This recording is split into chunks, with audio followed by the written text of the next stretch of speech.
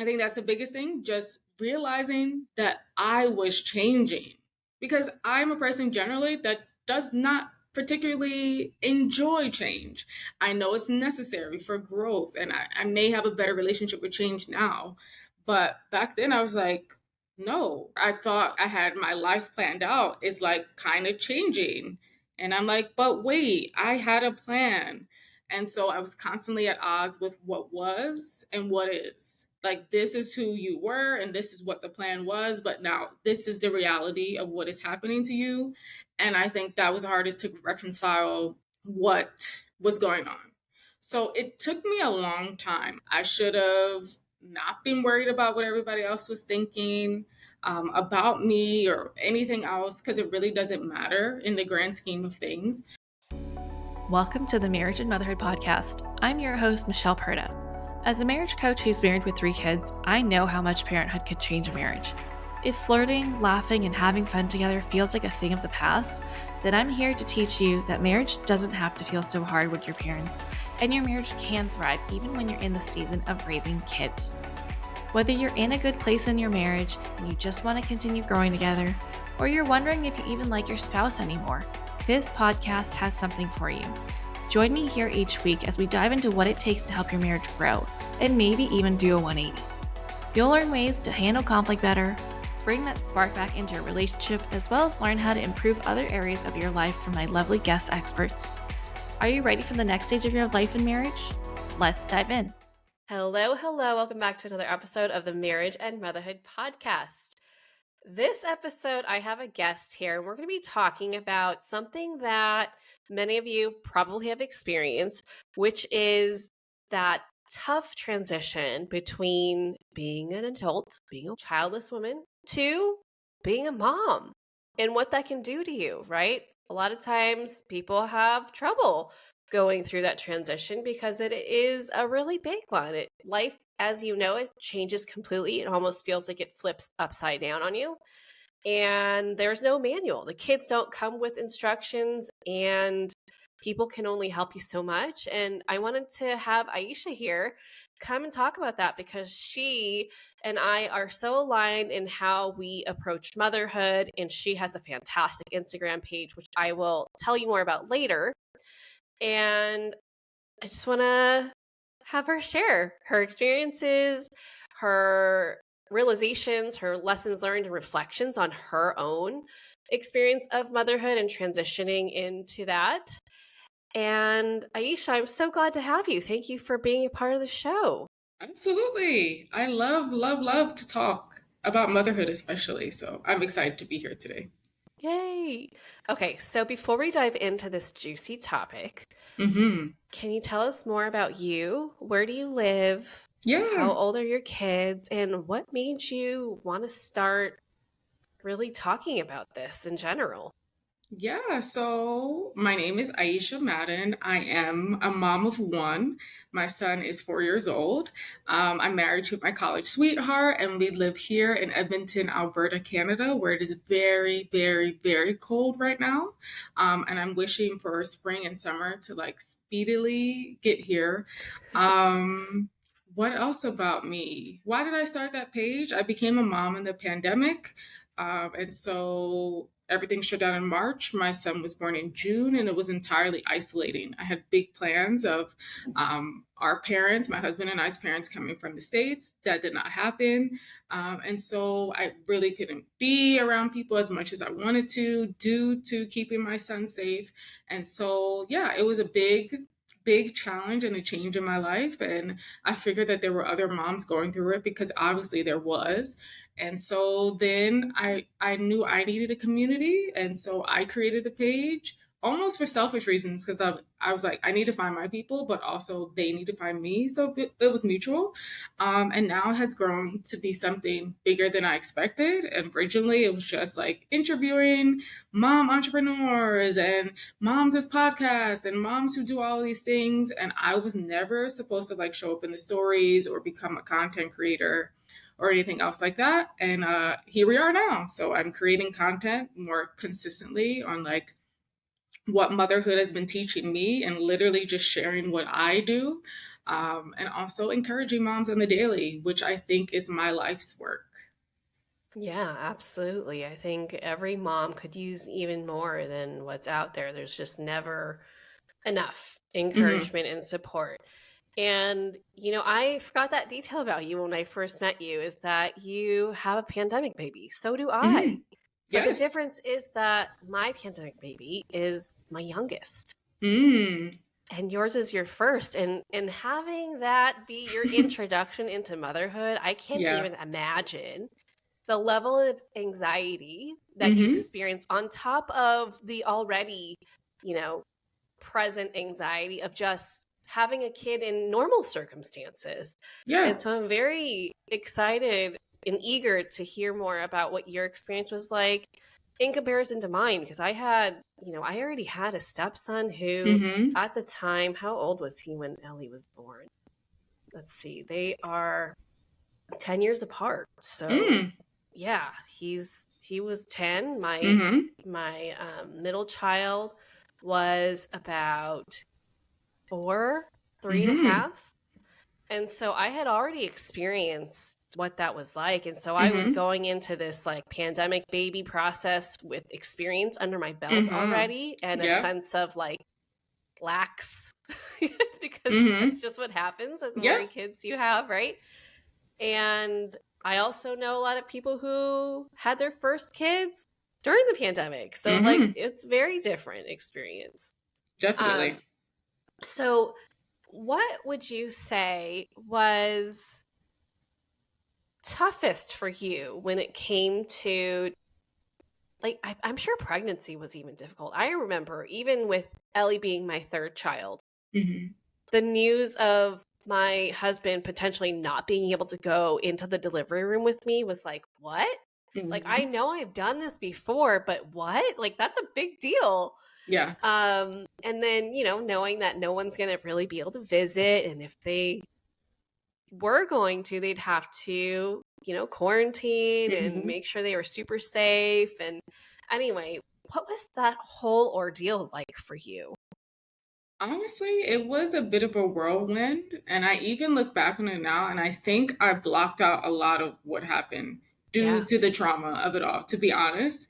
And so, yeah, it was literally everything just kind of came crashing down, like the supports that we were going to have, um, and how I thought I was going to handle it. I just wasn't prepared for the unexpected, and I think it was a very intense introduction to motherhood, but it also was like a prequel to what like motherhood would be. You just have to adjust and kind of go with the flow.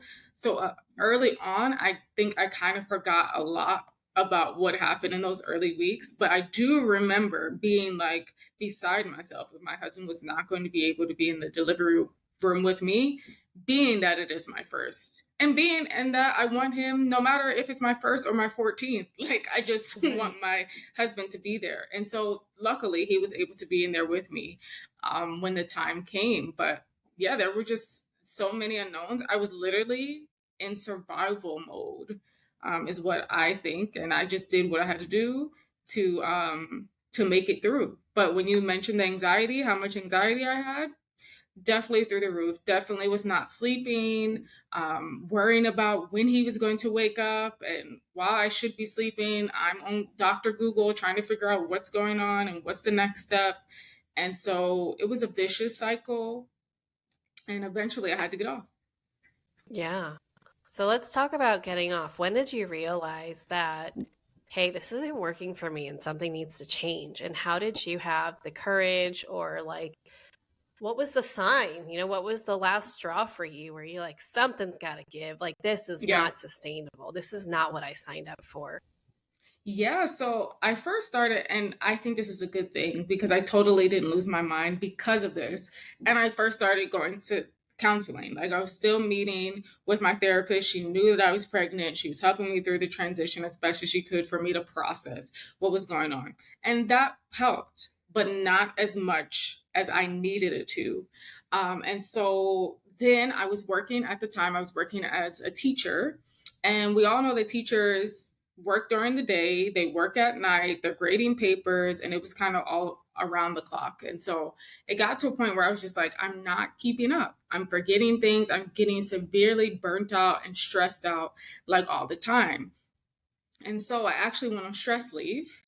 And I was like, I think I need to make a change. Like, because my husband and I were our only family here at the time, I need something flexible. I need something that allows me to like be home sometimes, be, on campus sometimes. But if I need to leave an emergency, that is not a big deal, that I don't have to run through all of these hoops and do all these things. And so I had applied for the position I'm currently in now a while ago, and I didn't hear anything. And then a friend of mine works for the organization. And they were like, "Didn't you apply for that job?" I was like, "Yeah, I did. I just didn't hear anything." And they were like, "Okay, let me look into it." Like the next day or next a couple of days, I think have passed, and then I had an interview. I had an interview because of the friend, and so I interviewed the current position, got the job, and fast forward now we're here. Um, After I got the job, I had been on a list for a year because I thought I had ADHD. I Mhm. really thought I had ADHD because I'm like, everybody else seems to not be as stressed, not as burnt out. I was keeping a straight face, but internally, I was just struggling. And so I was like, I think something is off. Like, I think I might have ADHD. I started doing my research on Dr. Google again.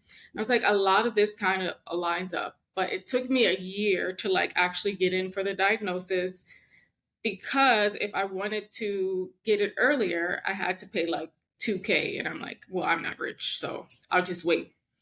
I went to see the doctor, psychiatrist, had like an intake, and we're just talking and everything else. By the end of it, I was diagnosed with ADHD. I think knowing that also helped me like figure out how I need to navigate the world in a different way. And so I think the anxiety and sometimes depression I had experienced mental health challenges before had to do with me realizing that I couldn't measure up when I was just working against my own brain and working against the way in which I can do things. And I think that is another big shift that kind of happened. So, yeah, I had to change careers. I had to get an official diagnosis and then also rework and grieve through that diagnosis and think about the past and how that has been impacted by my ADHD, but also accept it and become an advocate for it in the other space as well. That's incredible. I have a sense that I might have it. Hmm. I haven't gotten diagnosed, and my oldest son has it. I Hmm. suspect maybe my middle child has it. I don't know. It just seems Yeah. rampant right now, Yeah. especially with like Instagram, like saying, Yeah. hey, if you do these things, you probably have Yes. ADHD. I'm like, wow, I do all those things. When you have a neurodivergent brain, Hmm. handling stress is different, Yep. right? We have to build a lot more resilience and we have to recognize what's going on. And more self awareness is always a good thing. And so Yes. that's amazing that you were able to identify that in yourself and get the help that you needed because you could easily just continue to drown and not even Yep. know Hmm. what's going on and just think that there's something wrong with you. It's like, no, it's just that traditional ways just don't work the same for No, you, they don't. and that's fine. Hmm. Um, so before we hit record, you mentioned that you resisted the Hmm. changes that motherhood came with. Can you share more about what particular things and changes that were really difficult and challenging for you that you found you had a really hard time adjusting to? And what did you do to navigate through that? Because that's rough. It's like, this is my reality and I Yeah. don't like this. Yeah. To be completely honest, there are still things about motherhood that still get under my skin, and Oh, still 100%. the unexpected thing that comes up that still kind of shakes me a little bit. And so the way that I coped with it back then, or what was the issues that I was having, was first like I didn't have my own time.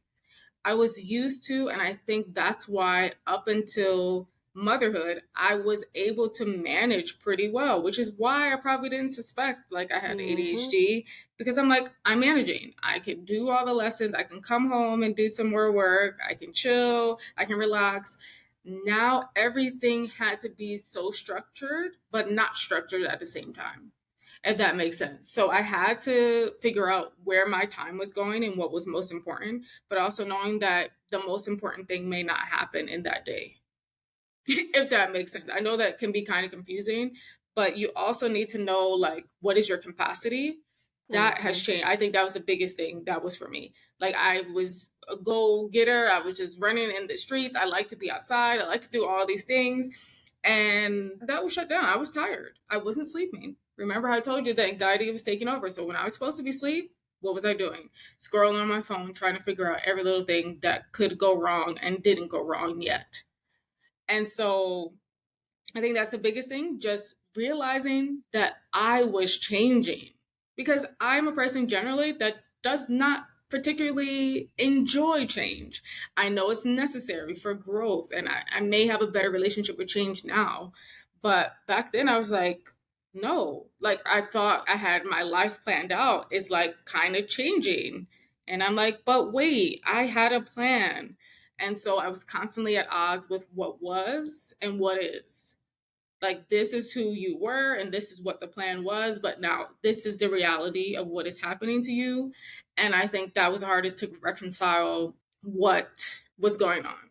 So it took me a long time. I honestly probably should have been on stress leave a long time before I went on stress leave. I should have not been worried about what everybody else was thinking about me or anything else, because it really doesn't matter in the grand scheme of things. And so now changes do come, but flexibility with work is very helpful. So if my son is sick and I had meetings, I could take the meetings at online if I want to, or I could just say we're going to reschedule, and it's not a big deal. Versus in the profession that I was before, it was a big deal. Many teachers go in sick because it's more work to be sick and plan all the things that you need to do when you're not there. And so every time I have to stay home with my son because he's sick or something happened and he has to stay around, I'm okay. I'm not as panicked as I would be if I was teaching. Do I still have moments where I'm like, man, I really want to go to the gym? And this happened like last week. My goal for the gym is like go 3 times a week. I went one last week, and that was very frustrating because I'm trying to be more consistent. And my son got sick, he had a fever. I was like, I had a mini freak out. Like I was like, I Yeah. can't believe this is happening. Like I just want to be consistent. Everything is just happening to me, like how it is. And then I just had to come to terms with it. Like, but did you die? Like in the grand scheme of things, you can go. And so this week I will have a 3 workout week, and sometimes I have to adjust, but it's hard. And so, what another friend has suggested me to do, and what I'm trying to implement more, is just having some deep breathing exercises. I know I can go from 0 to 100 very quickly. So, I need to pause Mm-hmm. and think before speaking, get my mind right before I approach the situation. And that's something I'm trying to do moving forward when these situations do happen. Yeah, I actually talk about that a lot with my clients because I Mm, specialize in helping them have better conversations with their spouse so they can fight the right way and not yeah, just fight just to fight and then end up feeling more connected. And a lot of that is recognizing the signs that your body's giving you that you yeah, are approaching that limit and that you are going to go from 0 to 100 in like 2 seconds flat, and being able to be aware of what's happening in the warning signs so that you can almost suspend time, yeah, right? It kind of does feel like you're able to like slow it down a lot and then be more intentional, giving yourself the space to process and navigate through those emotions rather than it feeling like it's like all consuming. hmm, So that's incredible that your friend suggested that because we underestimate the power and effectiveness of breath so agreed. much, Hmm, so much. If you are like meditation, whatever, I roll, right? I hate that. I don't like hmm, that. It's not for me. It's fine. yeah, Everybody has to breathe. And, yes, they do to and live. most people don't know how to breathe. Mm-hmm. A Yeah. lot of people breathe in a very shallow manner. Yeah. And it's like, oh, I just breathe just to like get enough oxygen. But it's like, did you know that breathing also regulates your nervous system? Mm-hmm. Did you know that it can actually signal to your brain that you are physically safe and you can calm down? Because Yeah. your brain cannot tell the difference between physical danger and emotional danger. Mm-hmm. And we know that emotional danger is sometimes kind of made up in our heads and it's Yeah. not actually going on. It's just our perspective.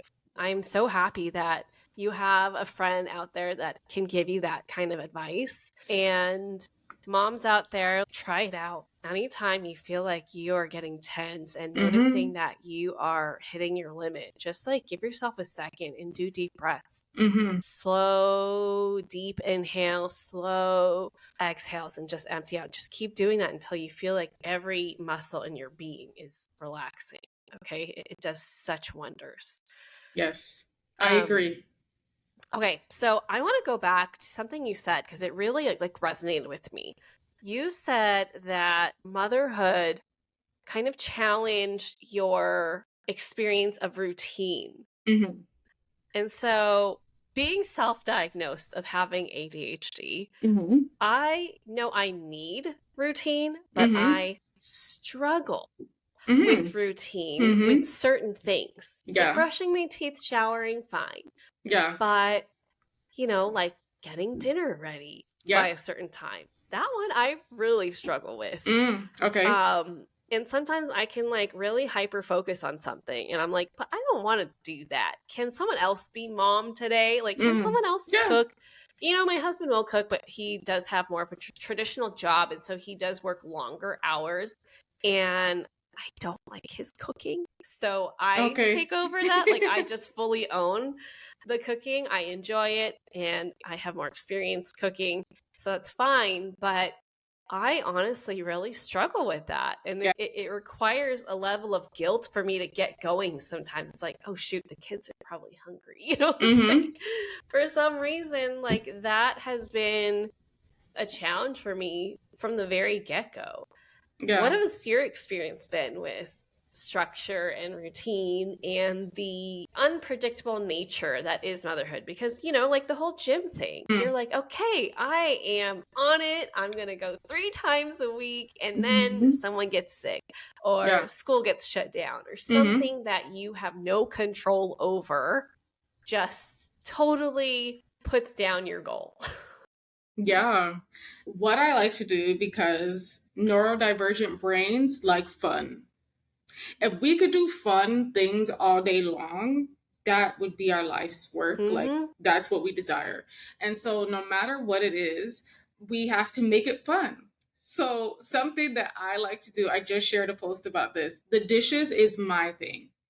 I loathe doing the dishes. We don't have our dishwasher right now because our dishwasher flooded our Oh my gosh. downstairs, our basement, everything. So I'm like, oh, who is the dishwasher now? Iesha. So now I have to wash the dishes and I don't like it. I don't like it. It takes a long time. I don't like the textures of some sauces that can touch me. I just don't like it. And so something I've recently done is literally I have a visual timer. And I like to beat things. I am a Mm-hmm. competitive person. And so when I see the time, I'm like, all right, 20 minutes.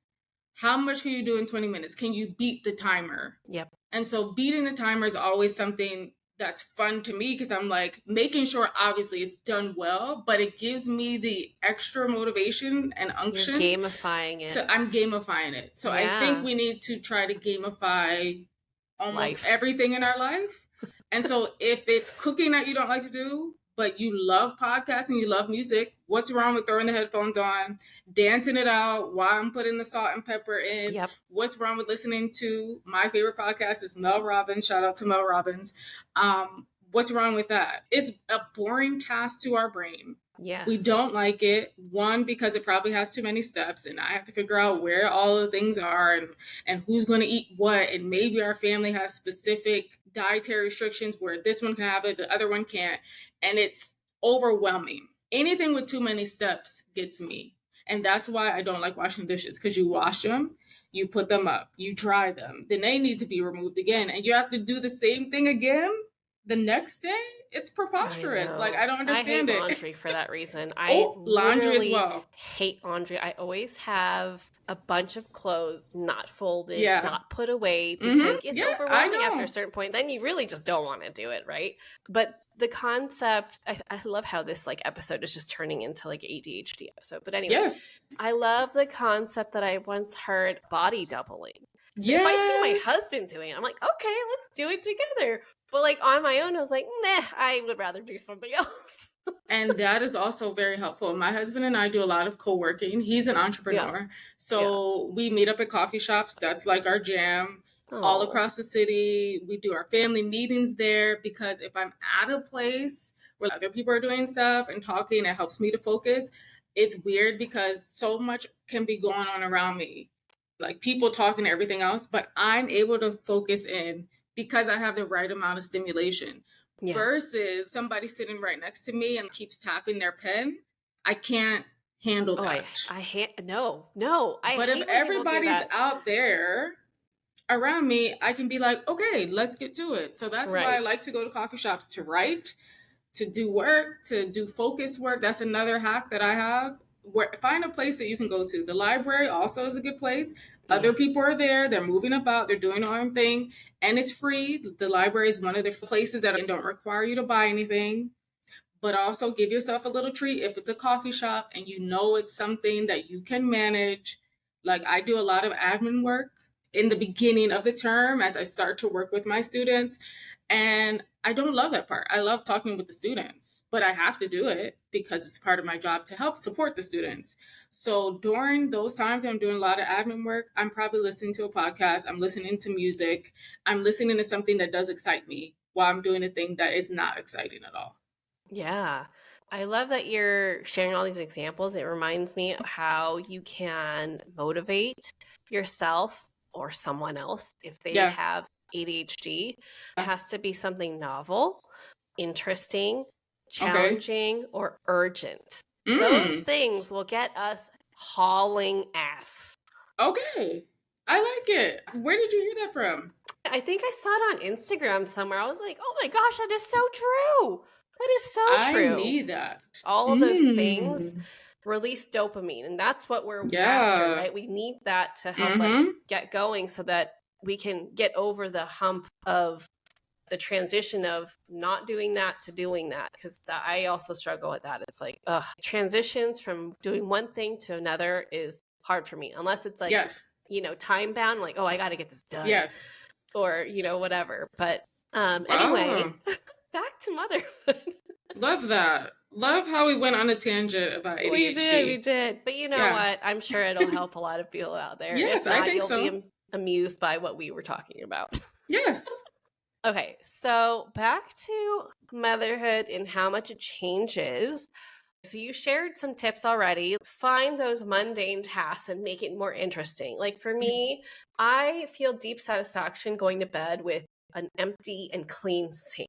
Yes. And so I will put some music on, Mm-hmm. and music that I really love. So for me personally, it's got 90s and early 2000s Oh, R&B and hip yes. hop, You know and stuff it. like that. So I can sing and dance, or the Wicked soundtrack, because I'm just Okay. completely obsessed with that. Nice. Or watching a show and having my earbuds on. And then with laundry, I either have to have like my husband doing it alongside with me, or what he has learned is he throws it on top of our bed.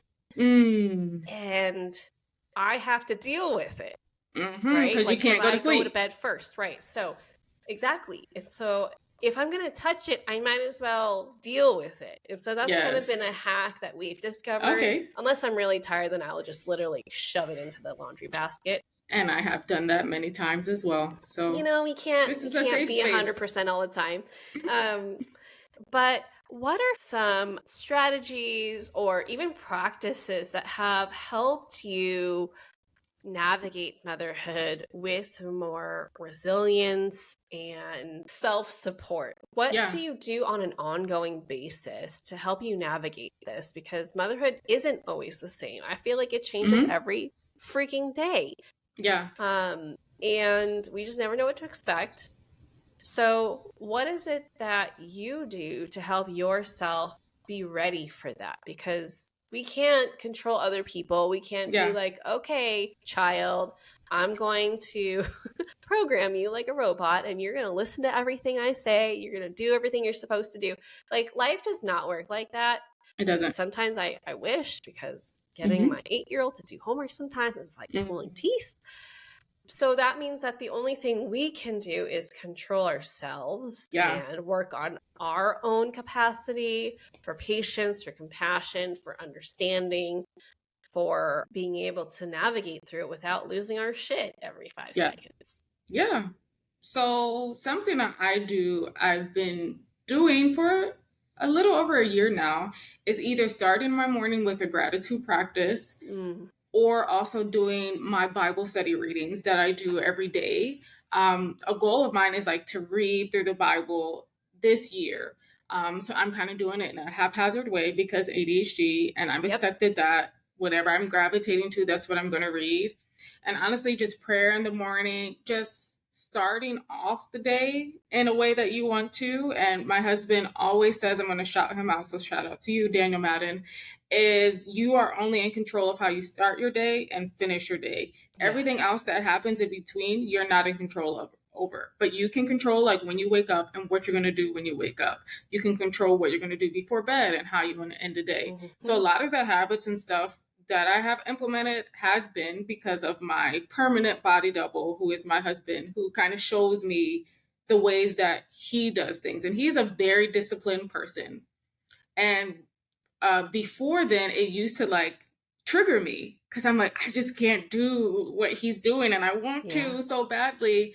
And so at the same time, like learn from the person, but also give yourself grace Yes. when you fall off. And as a mom or person in life with change, you're going to fall off sometimes. Mm-hmm. What you do after the fall off is the most important part. Beating ourselves up never benefited us. It never benefited me. I did it for the majority of my life. And I will tell you, it never benefited me. But just saying, like, okay, that's this week. It's not next week. I'm going to do the 3 times, like I said. And if I don't, at least I tried. I did time block it in my schedule. I did do everything on my part that I could have done. But sometimes things just change. But yeah, so knowing how you start your day, how you finish your day, really is what's going to help you, because it gives you that momentum, that dopamine, like you talked about. Dopamine, I think, is very much comes from gratitude. If I'm just grateful, my mindset, everything is going to shift towards my grateful attitude. I'm going to go through my day without that. Now, I might not be as grateful if somebody like cuts me off in traffic, but I might be a little bit more understanding because I've set myself up for the day. So yeah, meditating on Bible verses. Sometimes I do. There's a app that I use called Abide, and that you can literally just listen to it. Because sometimes I'm not able to do my Bible study reading in the morning. I give myself grace, and like I'll do it at lunchtime. I'll do it another time. So always, I think, give yourself grace, but also set the standard for what you want to do with the parts of your day that you are in control of. Because there's always something we're in control of, even though a lot of it is not what we're in control of. Absolutely. And I do feel like that has made the biggest difference for me, is really reclaiming how I start and end the day. Mm-hmm. So now, like, it's critical for me to have daily movement. So I go on a Yeah. walk as long as it's not like heavily raining or like the roads are icy. Yeah. But that has made the biggest difference for me. And I am not a morning person, okay, ladies? Like, I am not a Mm, morning person. So I'm not like a 5 a.m.er. Like, no, no. you will never catch me waking up at 5 a.m. unless I'm catching a flight to somewhere interesting. Yes. Right. Or like going on a road trip. It's just not going to happen, okay? Exactly. And so what we're saying here is you can set yourself up for success on a daily basis without feeling like you need to, lose out on a ton of sleep. You can just wake up 5 minutes earlier and pick something to do. Yeah. You could do what Iesha's doing, is, do a gratitude journal. And all that looks like is intentionally thinking of, what are you grateful for? Like, Yeah. I am grateful for how warm my bed is. Mm-hmm. Like, it could be as silly and small as that, or like, I'm grateful that my hair grew back and I don't have those like wild baby hairs from postpartum. Like, Mm-hmm. it Oh, really yes. doesn't matter. Okay. The point of it is to direct the energy that you want to put forth to the day instead of just purely being reactive all the time and thinking about all the things that aren't going well, which our brain is very good at picking Mm-hmm. up. Yeah. We are balancing things out by also intentionally including things that are going well, things Yes. that you love and bring you joy or contentment or fulfillment, anything positive. Mm-hmm. Okay, this isn't about, oh, I'm only going to have positive thoughts. Like, that is not realistic. That's not life. And also just maybe even saying, okay, I'm going to finish my cup of tea. I'm a Mm-hmm. tea drinker. Me too. I'm going to finish my Right cup of here. tea while it's still warm. Okay. Yes. Even that is like a game changer. Yes. Okay. And yeah, I love that you have an insulated mug. Like, that's been a game changer Yes. for me too, because I'm actually really slow at drinking things. Yeah, me And too. so whether it's the kids, needing me, or I get sucked into something else, having my like Yeti insulated Yes. mug has been a game changer because I could literally sip on it for like an hour or two and it's still Yes. warm. I love it. But anyway, figure out how you can start your day with more intention and Mm-hmm. design it Mm-hmm. in a way that works for you. Yes. Okay. This will support you throughout the entirety of motherhood. Whether you Mm-hmm. have a newborn and you're like, I don't know, it's just one blur, fine. You know what? Maybe yours looks a little different. Maybe it's after you put your baby down to like nap, right? Like, you just Mm-hmm. woke up with them and you fed them and they are milk drunk and you put them Mm-hmm. down. Maybe that's your time to be intentional, because you Mm-hmm. literally at that point in your life don't really have like a solid morning or night. It's just you have naps Yeah. and breaks, That's and what then you you've have. got, it's just like that's what it is. Mm-hmm. But know that it doesn't always stay that way. It Mm-hmm. will transition into Yes. longer stretches so Mm-hmm. that you can have your, morning of choice. Mm-hmm. And the point of it is just establish the habit first. Again, Yes. it can just be 5 minutes. Mm-hmm. Everyone has 5 minutes. Okay. If you Mm-hmm. need, ask for support from your partner or from family, whoever. Just start something. And Yeah. then the same for nighttime. Like, just think back. How did my day go? Yeah, it was pretty shitty. Okay. But I love this phrase. Mm-hmm. Not every day is good, but there is something good about every Mm-hmm. day. Yeah. So can you find that good? Mm-hmm. Yeah. Like, I hit all the green lights going to work. Awesome. Yes. That's great. I That love feels that. like winning. It does. Especially when you're late. Right? It's like, oh, the everyone is conspiring to help me Right? today. It I does love feel that. like that. Yes. That's Okay. amazing. So, yeah. Okay. We are sharing lots of like very simple, easy to apply strategies for you to handle the transition of motherhood. No matter whether you are new to motherhood or you're like, oh, my youngest is 5, it doesn't matter. Mm-hmm. Sometimes people are still in that like rut where you're just feeling Yeah. like, I never have gotten a hold of motherhood. Yeah. Know that if you apply these tips that we're sharing, you Mm-hmm. can start to feel like you're getting more of like a hold on things, because Yeah. you are reclaiming yourself, your time, and how you do things. Because my favorite thing that I learned last year Mm-hmm. is that motherhood is about us. Mm-hmm. Like, the whole word, it doesn't say childhood, it says motherhood, which Mm-hmm. means it's our experience. Mm-hmm. So how can you tailor your experience from what you have control over? Mm-hmm. Okay? Because you Yeah. deserve that, right? Aisha deserves it. I deserve it. You deserve it. So Mm-hmm. what can you curate Yeah. in your experience to make it yours again? Mm-hmm. Yeah. That's So exciting. it is. And it's such a game changer. Mm-hmm. Okay, Aisha. So before we leave, I want to Yes. thank you for being on the show, for sharing your experiences, your wisdom, your realizations. Can you tell the listeners where can they find you and what can they expect? Who can benefit most from following you on Instagram and Mm-hmm. what do you share there? Yeah, so you can find me at More Than a Mama series. It's all one word.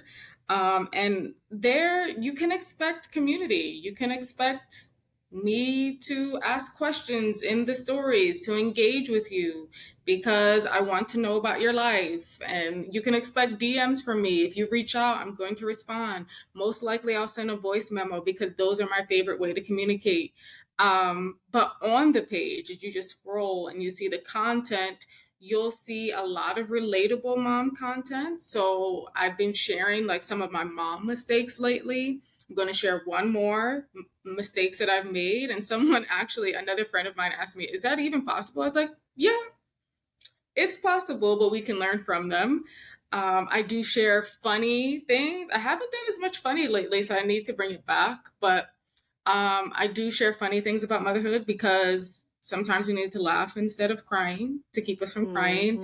Mm-hmm. I share every Thursday. We call it Tools for Thriving Thursday. So I share a tool that has helped me or my children or productivity, any whatever it is that the people want. I usually ask my followers who are friends, who I consider to be friends, what type of content you want to see. I know that I could put out whatever content I want, but you're here for a reason. So I usually ask, like in the stories, like, what kind of content do you want me to see? And then produce content around that. Um, I also, yeah, I think I'm a mom's mom. You know how they say it's a girl's girl, like a girl's girl? Yes. I'm a mom's mom. So I'm a no judgment No mom zone, hate over safe here. space, no mom hate ever around me because I've got problems with whoever is hating. But yeah, I just want to support moms. I just want to talk to moms. I want to know their experience. And I think my favorite part is just knowing who is behind the account, who is behind the follower account, because I like building relationships. That's always been something that I like. I like building relationships, having community. And yeah, it doesn't happen just because. So I think I do foster that type of environment where people know that this is not a area where we're going to hate on each other, we're going to support each other, and we're just here in the trenches together, and there's beauty in that. I love it. Okay, ladies, if you have resonated with what Aisha has shared today, please go give her a follow. Let her know that you found her from this episode Yes. and let her know what you resonated with most from what you heard. And let me know too, because I always love to hear back from listeners. I never know who I'm talking to. Hmm. Okay. And it's always nice to know what is it that you are wanting to learn more about? What do you want to hear about on this show? So anyway, thank you for listening to this entire episode. I hope that you are Yes. walking away with something very tangible, very easy to implement starting today, Hmm. or if it's late, tomorrow. And if you know someone that could benefit from listening to this particular episode, please share it, or better Hmm. yet, share this podcast on your stories and tag us. Hmm. And that's all. Okay. Go check out Aisha's content.